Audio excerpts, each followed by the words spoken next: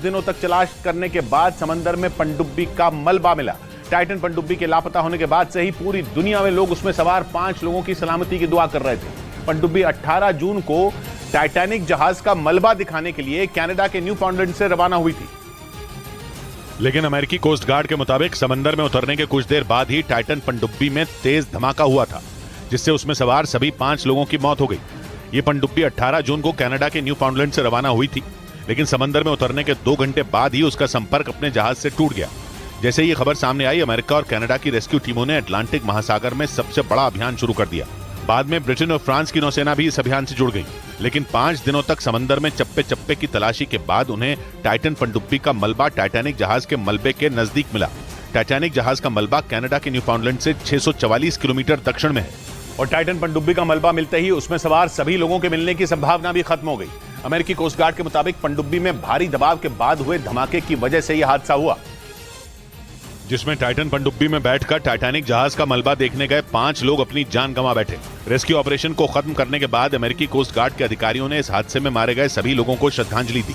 I offer my deepest condolences to the families. Titan पनडुब्बी में 5 लोग सवार थे, जिनमें ब्रिटेन के कारोबारी हैमिश हार्डिंग भी थे, जो एयरक्राफ्ट कंपनी एक्शन एविएशन के चेयरमैन थे। उनके साथ पाकिस्तान के सबसे अमीर कारोबारी शहजादा दाऊद और उनके बेटे सुलेमान भी इस पनडुब्बी में सवार थे। इनके अलावा फ्रांस की नौसेना के अधिकारी पॉल हेनरी और टाइटन पनडुब्बी बनाने वाली कंपनी ओशन गेट के सीईओ स्टॉकटन रश भी इसमें मौजूद थे।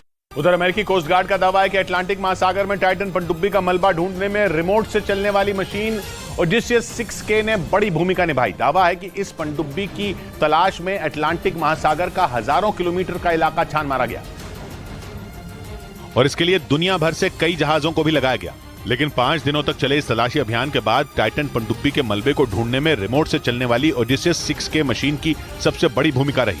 अमेरिकी कोस्ट गार्ड के मुताबिक इस मशीन को अमेरिका की एक कंपनी ने बनाया है, जो समंदर की सतह तक जाने में सक्षम है, और इसी मशीन ने 22 फीट लंबी टाइटन पनडुब्बी की तलाश में टाइटैनिक जहाज के आसपास के पूरे इलाके को छान मारा।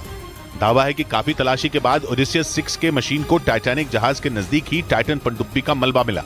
इस बीच अमेरिकी नौसेना ने दावा किया कि उसके खुफिया हथियार ने टाइटन पनडुब्बी में हुए धमाके की आवाज सबसे पहले सुनी थी। अमेरिकी नौसेना के मुताबिक उसने कई दिन पहले ये आवाज उसी जगह सुनी जहां अंतिम बार टाइटन पनडुब्बी ने अपने जहाज से संपर्क किया था।